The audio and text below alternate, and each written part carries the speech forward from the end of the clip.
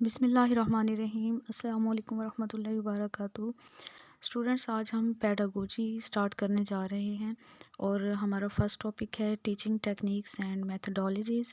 और ये जो टॉपिक है ये किसी भी टीचिंग के टेस्ट के लिए कम्पिटिटिव एग्ज़ाम्स में लाइक पीपीएससी एंड एफपीएससी और इसके अलावा भी बहुत से पेपर्स में ये बहुत ज़्यादा इम्पॉर्टेंट है।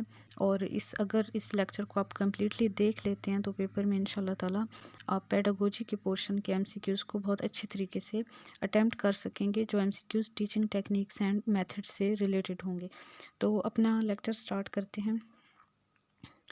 फ़र्स्ट ऑफ़ ऑल मैं आपको डिफरेंस बता देती हूँ tactics, techniques, methods and strategies के बारे में। स्ट्रेटजीज़ जो है ये स्ट्रेटजी जो है ये एक ब्रॉडर टर्म है, मेथड उससे थोड़ी नैरो टर्म है, देन उसके अंडर आ जाता है टेक्निक्स और लास्ट में जो है सबसे आप कह लें कि जो नैरो टर्म है वो है टैक्टिक। या इसको हम इस तरह से समझ सकते हैं कि पहले एक स्ट्रेटजी बनाई जाती है सिलेबस को पढ़ाने के लिए, ऑन द होल पूरे साल का आप कह लें कि जितना भी सिलेबस है या पूरा जो हमारा करिकुलम है उससे रिलेटेड स्ट्रेटजीज़ बनाई जाती हैं। फिर मेथड जो है वो अप्लाई किया जाता है क्लासरूम के अंदर। टीचर जो पढ़ाता है तो वो एक स्पेसिफिक मेथड से पढ़ाता है, लाइक लेक्चर मेथड और डेमोस्ट्रेशन मेथड। और इस तरह फिर आगे और भी मेथड्स की टाइप्स हैं वो हम आगे पढ़ेंगे। और टेक्निक ये है कि उस मेथड को फैसिलिटेट करने के लिए क्लासरूम के अंदर स्टूडेंट को कंसेप्ट को क्लियर करने के लिए जो भी तरीक़ाकार अपनाया जाता है उसको हम टेक्निक कहेंगे। लाइक एक्टिविटीज़ जो हम करवाते हैं क्लासरूम में कोई कंसेप्ट क्लियर करवाने के लिए, तो वो हमारे पास टेक्निक्स आ जाती हैं। देन टैक्टिक मीन के एक टीचर जो है उसका बिहेवियर कह लें, वो किस तरह स्टूडेंट्स को अंडरस्टैंड करता है, किस तरह उनको रिस्पॉन्स करता है, किसी भी सिचुएशन को वो किस तरह टैकल करता है ऑन द स्पॉट, तो वो फिर हमारे टैक्टिक्स आ जाते हैं। तो इनको फर्दर भी हम यहाँ पे समझ सकते हैं मज़ीद। टैक्टिक्स जो हैं ये एक शॉर्ट टर्म है, अडेप्टिव है। For example pass for quick review teachers behaviour. तो यहाँ पे शॉर्ट मैंने कुछ पॉइंट्स लिखे हैं। टैक्टिक शॉर्ट टर्म है, अडेप्टिव है और लाइक इसके एग्जांपल दी हुई है कि पास फॉर क्विक रिव्यू, टीचर जो है वो एक पास लेता है क्विक रिव्यू के लिए, तो ये एक टैक्टिक है उसका। टीचर का बिहेवियर जो है ये भी टैक्टिक्स में आ जाता है। Number 2 is technique, narrow term है, ये स्किल बेस्ड है टेक्निक जो है। और इसमें हमारे पास delivery tools with in methods, इसको हम कह सकते हैं कि ये मेथड के अंदर डिलीवरी टूल्स जो हैं उनको हम टेक्निक्स कहते हैं, लाइक एक्टिविटीज़। और मीन कि इसका सेकंड नाम जो है हम दे सकते हैं डिलीवरी टूल्स। और for example think pair share की एक्टिविटी जो हम क्लास में करवाते हैं वो एक टेक्निक है। मेथड है नंबर 3। मेथड जो है ये एक मीडियम है, procedural way to present content को प्रेजेंट करने के लिए जो प्रोसीजरल वे होता है उसको हम मेथड कहते हैं। और मेथड के एग्जांपल अगर हम देखें तो लेक्चर मेथड होता है, डेमोस्ट्रेशन मेथड होता है एंड मैनी मोर। स्ट्रेटजीज़ की बात करें तो ये एक ब्रॉड टर्म है और ये लॉन्ग टर्म है। ओवरऑल प्लान फॉर ऑब्जेक्टिव्स, जो भी हमारे ऑब्जेक्टिव्स हैं उनके लिए जो ओवरऑल प्लान होता है वो हमारी स्ट्रेटजीज़ के अंडर आता है। For example curriculum wide inquiry. Now how to differentiate strategy and method, ये भी पीछे हम पढ़ भी चुके हैं, मज़ीद भी मैं इसको एक्सप्लेन कर देती हूँ यहाँ पे। Strategy is a broader term, goal oriented plan होता है strategy, and method is specific procedural और structural approach for delivering content. Strategy is a longer term, learning objectives are achieved. Strategy एक लॉन्ग टर्म है और इसके through learning objectives को achieve किया जाता है।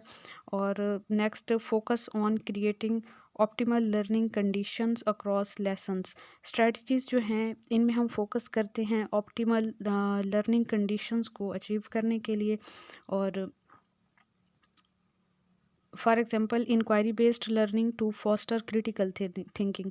लाइक इंक्वायरी बेस्ड लर्निंग जो होती है उसमें हम कोशिश करते हैं कि बच्चों के अंदर क्रिटिकल थिंकिंग जो है वो प्रमोट की जाए, तो ये चीज़ जो है वो स्ट्रेटजी में आ जाती है। और उसके बाद जी हमारे पास जो सेकंड इसका पार्ट है वो है मेथड, स्पेसिफिक प्रोसीजर और structural approach for delivering content को डिलीवर करने के लिए जो एक प्रोसीजर होता है बेसिकली वो मेथड होता है। और ये एक स्ट्रक्चरल अप्रोच होती है, मीन के प्री प्लानिंग हम कह सकते हैं इसमें होती है। It emphasise practical implementation like lectures और demonstration tailor to subject matter. और इसमें जो है हम प्रैक्टिकल इम्प्लीमेंटेशन करते हैं, लाइक लेक्चर मेथड है, जैसे लेक्चर मेथड आप कह सकते हैं कि टीचर सेंटर्ड मेथड है कि टीचर जो है वो लेक्चर प्रेजेंट कर रहा होता है और स्टूडेंट जो है उसको नोट डाउन कर रहे होते हैं, उसको सुन रहे होते हैं, कंसेप्ट को समझने की कोशिश कर रहे होते हैं। लेकिन इसमें एक्टिव टीचर होता है और स्टूडेंट जो होते हैं वो ऑलमोस्ट पैसिव होते हैं काफ़ी हद तक। और डेमोस्ट्रेशन मेथड की अगर हम बात करते हैं तो डेमोस्ट्रेशन मेथड में डेमोस्ट्रेट किया जाता है किसी भी कंटेंट को, और इसमें जो है सब्जेक्ट मैटर पर फोकस किया जाता है। नेक्स्ट हमारे पास आ जाता है टेक्निक एंड मेथड। टेक्निक्स क्या होती हैं? स्पेसिफिक एक्शंस होते हैं या टूल्स होते हैं। Engage during delivery,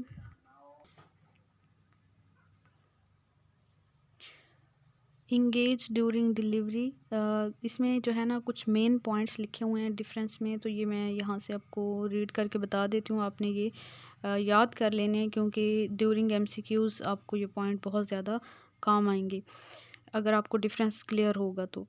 technique is basically specific action और टूल इंगेज ड्यूरिंग डिलीवरी। जब हम लेक्चर डिलीवर कर रहे होते हैं तो टीचर जो है वो स्टूडेंट को किस तरह से इंगेज करता है, वो बेसिकली टेक्निक है।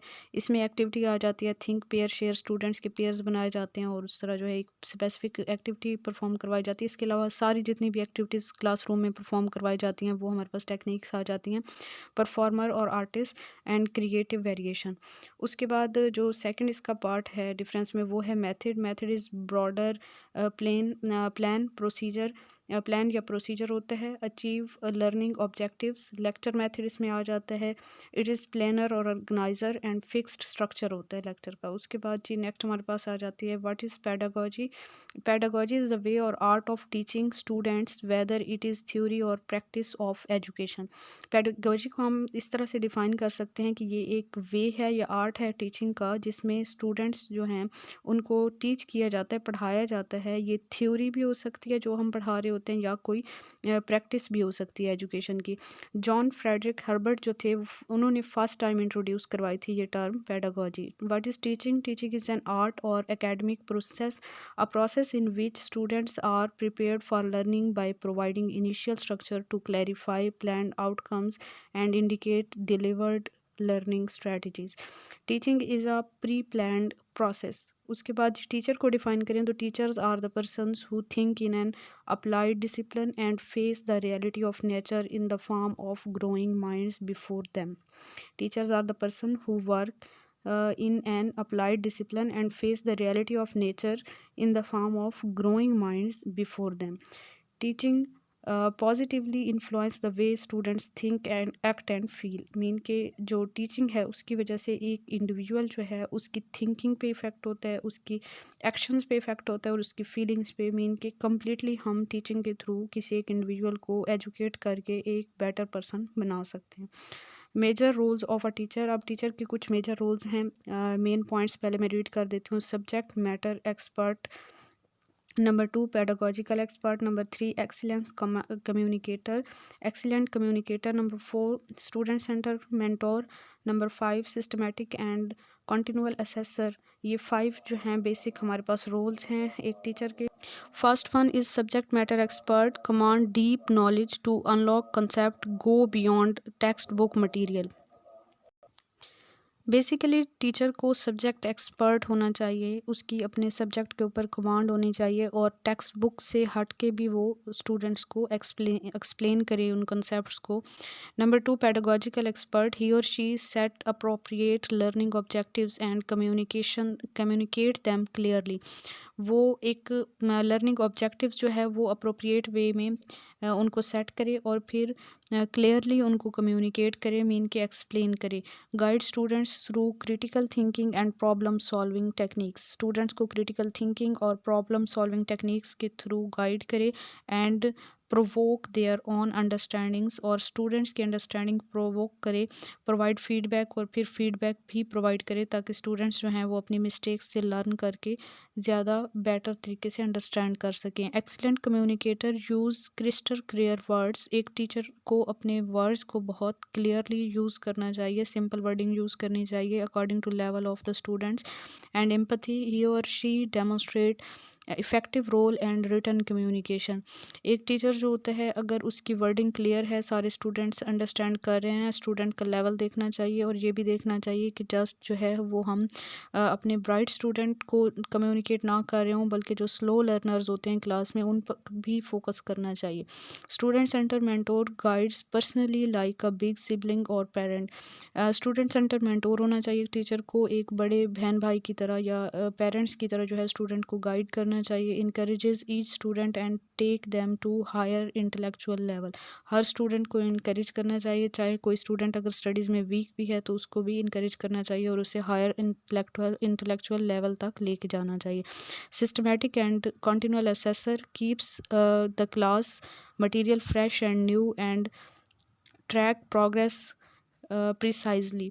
क्लास के मटेरियल को फ्रेश और न्यू रखना चाहिए, मीन विद द टाइम अपने जो भी मटेरियल है टीचिंग का उसको अपडेट करते रहना चाहिए। ही और she cheerfully adapts new teaching styles. New teaching style को वेलकम करना चाहिए, अडेप्ट करना चाहिए, उनको जो है अपनी टीचिंग का में पार्ट बनाना चाहिए नई न्यू टीचिंग स्टाइल्स को, by identifying on weakness and shortcomings. अपनी वीकनेस और शॉर्ट कमिंग्स को देखते हुए इम्प्रूव करना चाहिए टीचर को। 7 means of assistance and next behavioural and cognitive science have given 7 means of assistance to assist students performance. Students की performance को असिस्ट करने के लिए 7 मीन्स हैं असिस्टेंस के, जो कि बिहेवियरल एंड कॉग्निटिव साइंसेज ने बताए हैं। First of all is modelling, show perfect examples fast and student mimic. यानी कि एक टीचर को चाहिए कि वो पहले जो है वो परफेक्ट एग्जाम्पल दिखाए और फिर स्टूडेंट जो है उसको कॉपी करें। It serve as performance standard, और ये परफॉर्मेंस स्टैंडर्ड के तौर पे जो है इसको लिया जाता है। नेक्स्ट फीडबैक है, teacher provide timely precise praise और करेक्शन। टीचर को चाहिए कि वो टाइमली या तो स्टूडेंट को इनकरेज करे या फिर उनकी जो मिस्टेक्स हैं उसके लिहाज से गाइड करे, उनकी करेक्शन करे। Contingency managing, reinforcement and punishment to opt desirable behaviour and avoid negative behaviour. अगर तो डिज़ायरेबल बिहेवियर है तो उसको फर्दर इनकरेज करे, फर्दर बच्चों को जो है उस चीज़ की तरफ लेके जाए, लेकिन अगर जो है उनका नेगेटिव बिहेवियर है तो उसको ख़त्म करने के लिए फिर पनिशमेंट भी की जा सकती है according to level of the students. Directing, next point है clear instructions and proper guidance promotes decision making. अगर क्लियर इंस्ट्रक्शंस दी जाती हैं और प्रॉपर गाइडेंस प्रोवाइड की जाती है तो डिसीजन मेकिंग की तरफ हम जा सकते हैं। क्वेश्चनिंग है next, teacher develop a mental operation alone could not be produced by the learner. Teacher एक ऐसा मेंटल ऑपरेशन जो है वो डेवलप करता है जो कि अकेले स्टूडेंट्स जो हैं वो डेवलप नहीं कर सकते। इट डेवलप अंडरस्टैंडिंग, और इससे अंडरस्टैंडिंग पैदा होती है। Next point is explaining, explanation of concepts assists learners in organising and justifying new perceptions. Explanation जो है कॉन्सेप्ट्स की, जब कॉन्सेप्ट्स को एक टीचर एक्सप्लेन करता है अच्छे तरीके से तो स्टूडेंट्स की हेल्प होती है कि वो ऑर्गेनाइज कर सकते हैं और जस्टिफाई कर सकते हैं न्यू कॉन्सेप्ट्स को, न्यू परसेप्शंस को। Next is task structuring, learners work on task in a sequence. Learner से हम टास्क पे काम करवा सकते हैं, जैसे कि उनसे चार्ट्स वगैरह बना सकते हैं, मॉडल्स बनवा सकते हैं, प्रेजेंटेशंस वगैरह। All the task are organise by teacher into bite size steps, mean के छोटे छोटे स्टेप्स में जो है टास्क को परफॉर्म करवाना चाहिए। नेक्स्ट हमारा टॉपिक आ जाता है effective teaching. Teacher is the key person in an education system. हम एक जो टीचर होता है वो एजुकेशन सिस्टम में की पर्सन होता है, सबसे ज़्यादा रोल टीचर का होता है। Whole system revolves around him और हर, पूरा जो सिस्टम है वो टीचर के अराउंड रिवॉल्व कर रहा होता है। Effective teaching involve talking to the learners about their learning and listening to them. और जो इफ़ेक्टिव टीचिंग है वो इस चीज़ पे बहुत ज़्यादा डिपेंड करती है कि एक टीचर जो है वो अपने स्टूडेंट्स के साथ किस तरह कम्युनिकेट करता है, किस तरह उन्हें इंगेज करता है, किस तरह उनसे बात करता है और फिर उनकी प्रॉब्लम्स को सुनता भी है, तो एक अंडरस्टैंडिंग क्रिएट होती है और इस तरह टीचिंग जो है वो ज़्यादा इफ़ेक्टिव हो जाती है। I learn not from those who taught me but from those who talk with me. ये जी एस.टी. ऑगस्टिन जो थे उन्होंने कहा था कि मैंने उनसे नहीं सीखा जिन्होंने मुझे पढ़ाया, बल्कि मैंने उनसे सीखा जिन्होंने मुझसे बात की। मीन कि इमोशनल अटैचमेंट जो होती है टीचर की स्टूडेंट के साथ वो ज़्यादा मैटर करती है। Next is aspects of effective teaching, effectively managing a classroom. Effective teaching के एस्पेक्ट्स क्या हैं कि क्लासरूम को इफ़ेक्टिवली मैनेज किया जाए। Starting each class with clear objective, her class को क्लियर ऑब्जेक्टिव के साथ स्टार्ट किया जाए। Engaging students with questioning strategies, questions के साथ स्टूडेंट्स को इंगेज किया जाए लेसन के अंदर। Summarising the lesson at the end of the period, period के एंड पे लेसन को समराइज़ किया जाए, मीन के सारे कॉन्सेप्ट एक बार रिवाइज करवा दिए जाएँ। Correction of common students errors, और जो कॉमन स्टूडेंट्स एरर्स होते हैं उनको उनकी करेक्शन करवा दी जाए। For effective teaching a teacher should have, effective teaching के लिए एक टीचर के लिए ज़रूरी है कि वो सफिशेंट नॉलेज रखता हो, टीचिंग और पेडागोजिकल एबिलिटीज़ होनी चाहिए उसके पास, और उसके पास एक अच्छा माइंड सेट होना चाहिए टीचिंग का, तब जाके टीचिंग जो है वो इफ़ेक्टिव होती है। Principles of effective teaching, next topic is 4 aces of effective teaching. 4 aces ये बहुत इंपॉर्टेंट हैं जो कि हमें रिचर्ड टी वाल्स ने बताए थे। 4 aces of effective teaching, these aces turn classroom into thrilling adventures. ये एसेस जो हैं बहुत ज़्यादा इंपॉर्टेंट हैं और ये किसी भी क्लासरूम को थ्रिलिंग एडवेंचर में चेंज कर सकते हैं। First of all is outcome, number 1 saying exactly what student will master today, mean के आउटकम्स बताना स्टूडेंट्स को कि आज के दिन eight the end of the period student जो है वो क्या सीख सकेंगे, जो हमारा गोल क्या है, हमारे आउटकम्स क्या हैं। क्लियर गोल्स, टर्निंग वेग lessons into victory lapse, mean के पहले से जब बच्चों को पता होता है तो वो ज़्यादा कॉन्शियसली अंडरस्टैंड करते हैं और ज़्यादा अच्छे तरीके से जो है वो अपने लेसन को अंडरस्टैंड कर सकते हैं और सीख सकते हैं। तो first one was outcomes, mean के गोल्स को क्लियरली एक्सप्लेन करना। Number 2 is clarity, explain concepts crystal clear, concepts जो भी हमारे हैं उनको क्लियर वे में एक्सप्लेन करना चाहिए एंड सिंपल वे में, build on what learners already know, और हमें वहाँ से स्टार्ट लेना चाहिए जो कि पहले स्टूडेंट्स जानते हैं और फिर प्रोग्रेसिवली जो है नेक्स्ट जो हमारे डिफ़िकल्ट कॉन्सेप्ट हैं उनकी तरफ हमें जाना चाहिए। Number 3 is engagement, learning by doing activities. Engagement mean के लर्निंग बाय डूइंग, मीन के बच्चों को जो है वो इन्वॉल्व किया जाए लेसन में, बच्चों से परफॉर्म करवाया जाए तो वो ज़्यादा बेहतर तरीके से सीख सकते हैं। Number 4 is enthusiasm, if you hate to teach it students will hate to learn it, अगर आप टीचिंग पसंद नहीं करते तो स्टूडेंट फिर जो है लर्निंग भी पसंद नहीं कर सकते। द ओनली की टू मोटिवेशन इज़ सक्सेस, सिर्फ कामयाबी ही होती है जो कि मोटिवेशन हमें जिससे मिलती है, और बच्चों को बार बार जो है इनकरेज करना पड़ता है, बार बार जो है उन्हें एक मीन के एक पुरजोश तरीके से जो है उन्हें इंगेज करके रखना होता है, उन्हें बताना होता है कि एट द एंड जो है आप ये चीज़ हासिल कर सकेंगे, तो जो वो एक कामयाबी की सोच है उसकी वजह से बच्चे जो है वो ज़्यादा अच्छे तरीके से लर्न कर सकते हैं। तो ये थे 4 एसेस, एक बार दोबारा देख लेते हैं। Number 1 was outcome, number 2 clarity, number 3 engagement and number 4 enthusiasm. 4 aces can be defined simply as, 4 aces को हम इस तरह से भी डिफाइन कर सकते हैं। आउटकम को हम कह सकते हैं laser focus, then next was clarity, deep connection, and third को हम कह सकते हैं skills mastery, that was engagement, and number 4 is lifelong love, ये enthusiasm. Teaching effectiveness can be determined by 3 perspectives, teaching effective को 3 perspective से हम देख सकते हैं। The style view, what the teacher does, style view mean के teacher जो है वो बेसिकली क्या करता है, क्या उसकी परफॉर्मेंस है, किस तरह से वो पढ़ाता है।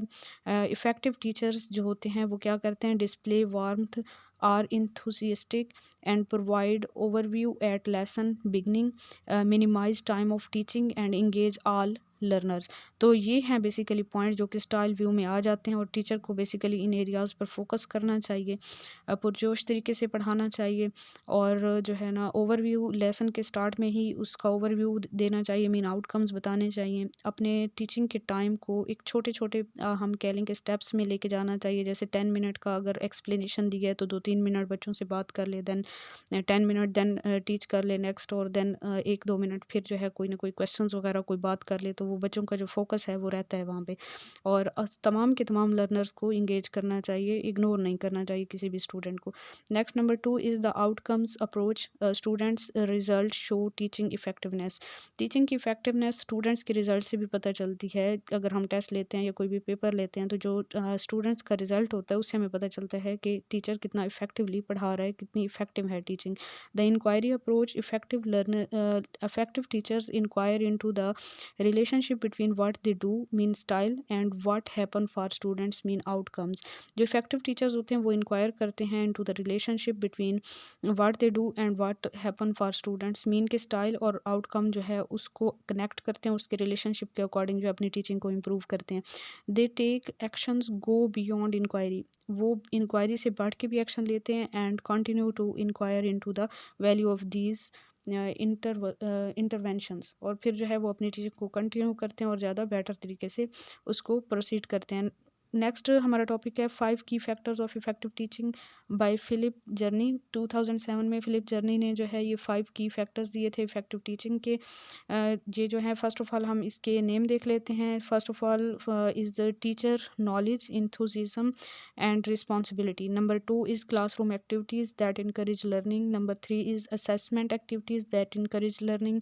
Number 4 is effective feedback that encourage learning, and number 5 is effective interactions between teacher and students.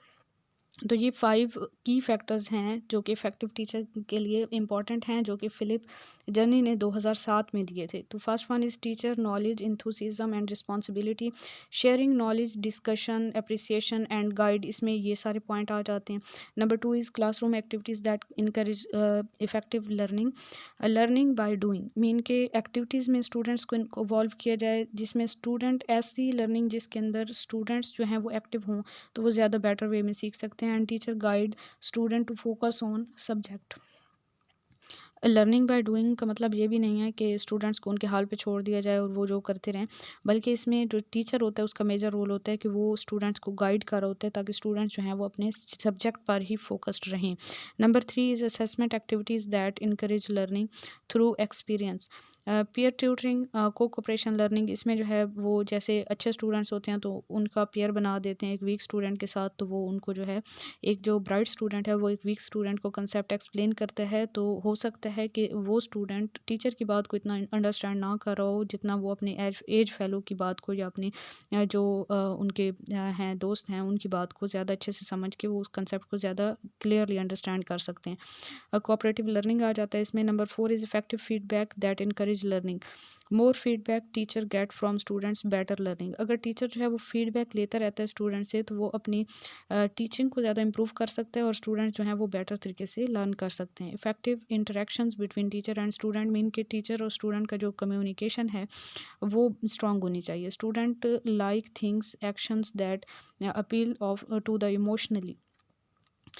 अच्छा जी, स्टूडेंट्स जो है ऐसी चीज़ों को पसंद करते हैं कि जिनके साथ उनकी इमोशनल अटैचमेंट होती है, तो टीचर को भी अपने स्टूडेंट्स के साथ इमोशनली अटैच होना चाहिए ताकि स्टूडेंट ज़्यादा बेटर तरीके से लर्न कर सकें। Next topic is characteristics of an effective teacher. बहुत ही सिंपल सी हैं। नंबर 1 इज़ फेयरनेस, एक टीचर को फेयर होना चाहिए, तमाम स्टूडेंट्स को इक्वल रखना चाहिए, पॉजिटिव एटीट्यूड होना चाहिए सब स्टूडेंट्स के साथ।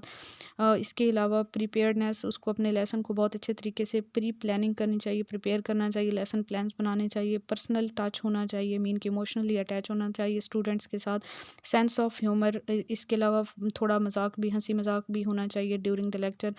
क्रिएटिविटी, कुछ ना कुछ जो है वो क्रिएटिव भी करवाना चाहिए स्टूडेंट्स के साथ स्टूडेंट से, ताकि जो है वो ज़्यादा इन्वॉल्व हो सकें अपने लेसन में। विलिंगनेस टू एडमिट मिस्टेक्स, इसके अलावा टीचर को अपनी मिस्टेक्स को एडमिट करना चाहिए और फॉर गिविंग, अगर किसी स्टूडेंट से कोई मिस्टेक हो जाती है तो फॉर गिविंग नेचर होनी चाहिए टीचर की। रिस्पेक्टफुल जो है वो एक इन्वायरमेंट होना चाहिए क्लासरूम का। हाई एक्सपेक्टेशंस, अपने स्टूडेंट्स से एक्सपेक्टेशंस हाई रखनी चाहिए क्योंकि स्टूडेंट्स जो है वो बाज़ औक़ात उस लेवल तक चले जाते हैं कि जहाँ तक हम सोच भी नहीं रहे होते कि ये इतना अच्छा परफॉर्म कर सकते हैं। नेक्स्ट जी कंपेशन है एंड सेंस ऑफ बिलोंगिंग्स। तो ये सारी करैक्टरिस्टिक्स जो हैं एक इफ़ेक्टिव टीचर की करैक्टरिस्टिक्स हैं। Next professional qualities of a teacher. Professionally एक टीचर को कौन सी क्वालिटीज़ होती हैं? कोलैबोरेशन है, number 2 honesty and integrity, number 3 respect, number 4 commitment to learning, and number 5 is emotional maturity, number 6 is leadership and responsibility। तो ये जो है उसकी प्रोफेशनल क्वालिटीज़ में आ जाता है टीचर की। Teaching methods and strategies, next topic is ये जो है इसमें टीचिंग मेथड एंड स्ट्रेटजीज़ को अगर हम देखें तो प्रोसीजर और systematic framework applied in classroom, इसको हम कहते हैं जी। हमारे पास जो भी हम प्रोसीजर या सिस्टमेटिक फ्रेमवर्क अप्लाई करते हैं क्लासरूम के अंदर वो हमारे पास मेथड होता है। अच्छा, फर्दर जो है कुछ अप्रोचेज़ हैं उनको भी हमें अंडरस्टैंड करना चाहिए। इनमें से भी अक्सर एमसीक्यूज आ जाते हैं। एक है deductive approach, top down teaching sequence होता है। जो डिडक्टिव अप्रोच है, teacher starts with general concept, basically यहाँ पे जनरल कॉन्सेप्ट से स्टार्ट किया जाता है and then guide student to apply it to the specific example. General concept से स्टार्ट करते हैं और फिर स्टूडेंट जो है उससे स्पेसिफिक एग्जाम्पल खुद बना लेते हैं। एग्जाम्पल या केस की हम बात करते हैं। It may not foster critical thinking, और इसका हम कह लें कि जो इसमें खामी या कमी है वो ये है कि डिडक्टिव अप्रोच जो है वो क्रिटिकल थिंकिंग को प्रमोट नहीं करती। इंडक्टिव अप्रोच की बात करें तो स्पेसिफिक टू जर्नल अप्रोच है। ये बॉटम अप टीचिंग सीक्वेंस है, इसको हम कह सकते हैं, इसका दूसरा नाम दे सकते हैं कि it is bottom up teaching sequence and foster critical thinking. इसमें क्रिटिकल थिंकिंग भी और प्रॉब्लम सॉल्विंग, ये दोनों चीज़ें कवर हो जाती हैं, तो it is more better than the deductive approach. Next ये टाइम, ये इसका एक ड्रॉबैक ये हो सकता है कि it is time consuming. Brainstorming approach की बात करें तो कोलैबोरेटिव टीचिंग होती है। इसमें स्टूडेंट जनरेट आइडियाज़, और स्टूडेंट जो है बहुत से आइडियाज़ इकट्ठे करते हैं और फिर उससे सोल्यूशन बनाते हैं। इट इनकरेजेस क्रिटिकल थिंकिंग, इसमें क्रिटिकल थिंकिंग भी आ जाती है, इनोवेशन भी आ जाती है, डाइवर्जेंट थिंकिंग भी आ जाती है, तो it is more better than the previous ones. Time consuming ये भी है, require facilitation may not always lead to usable results, और टाइम कंज्यूमिंग भी है, इसमें फैसिलिटेशन की भी ज़रूरत होती है और ज़रूरी नहीं होता कि इससे हमें एट द एंड हमें हमारे रिक्वायर्ड रिज़ल्ट मिल सकें। डायरेक्ट इंस्ट्रक्शन अप्रोच होती है एक, ये टीचर सेंटर्ड है और इसमें लेक्चर्स आ जाते हैं, स्ट्रक्चर्ड लेसन आ जाते हैं। इनडायरेक्ट इंस्ट्रक्शन अप्रोच जो है, टीचर इज़ अ फैसिलिटेटर, इसमें टीचर एक फैसिलिटेटर के तौर पे काम करता है, हेल्प लर्नर्स कंस्ट्रक्ट नॉलेज, और वो स्टूडेंट्स की हेल्प करता है कि वो नॉलेज को कंस्ट्रक्ट करें। एक्सपेरिमेंटल लर्निंग है, student learn by participating bye experience, mean के इसके नेम से पता चल रहा है कि एक्सपेरिमेंट परफॉर्म करके जो है वो स्टूडेंट्स लर्न करते हैं।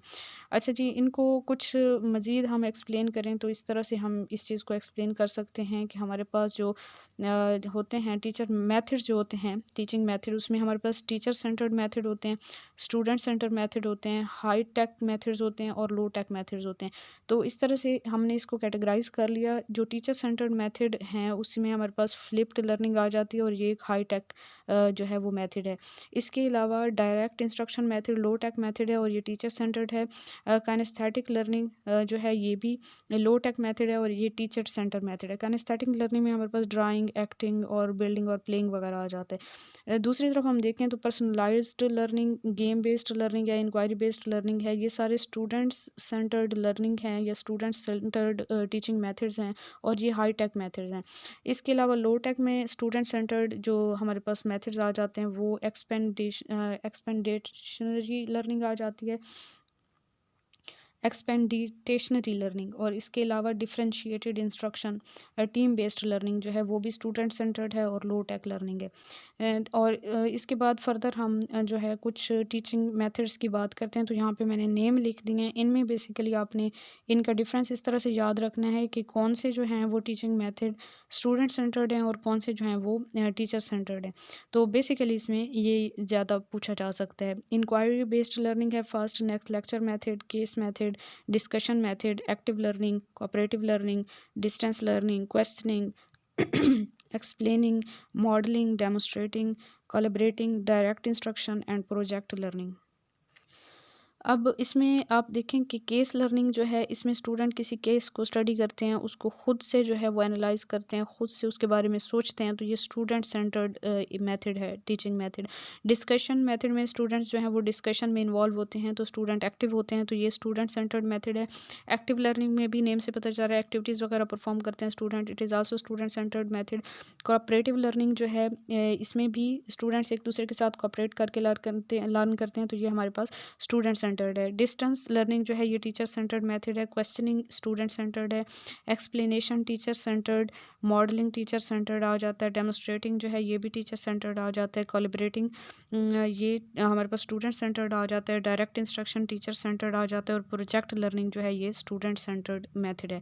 इसके अलावा कुछ टेक्निक्स हैं जैसे कि ब्रेन स्टॉर्मिंग, टेक्निक्स के जस्ट नेम मैंने यहाँ पे एक्सप्लेन किए। ब्रेन स्टॉर्मिंग, प्रॉब्लम सॉल्विंग और कोऑपरेटिव लर्निंग जो है ये हमारे पास टेक्निक्स भी आ जाते हैं। टेक्निक्स में इसके अलावा बाकी एक्टिविटीज़ भी सारी आ जाती हैं। तो ये आप लोग लेक्चर तैयार करें, इंशाल्लाह ताला आपको ज़रूर इससे फ़ायदा होगा। अपनी दुआओं में याद रखें, अपना बहुत सारा ख्याल रखिए और मेहनत करें। अल्लाह ताला आप लोगों को आपकी मेहनतों का फल दें। दोनों जहानों में सुरखरुई अता फ़रमाए। जज़ाकल्लाहु खैरन कसीरा। अल्लाह हाफ़िज़।